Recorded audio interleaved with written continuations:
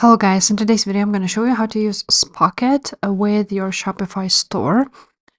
So basically you can find here trending products and import them to your Shopify store.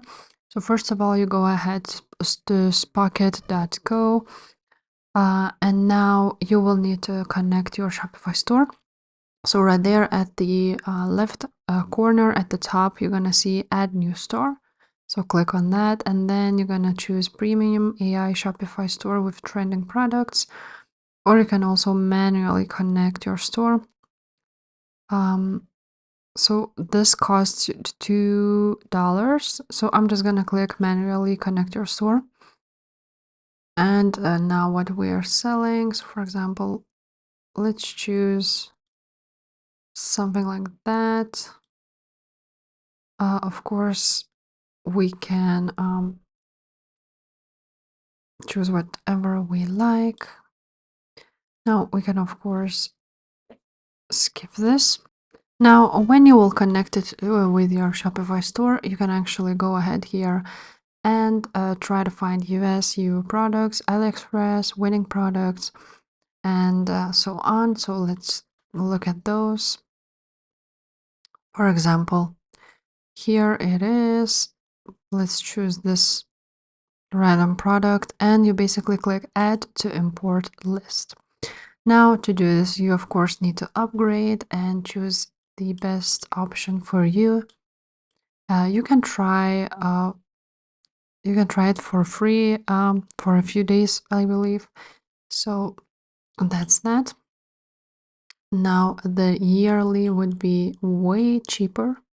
So you can choose a yearly option if you already know that you're gonna use your Spocket.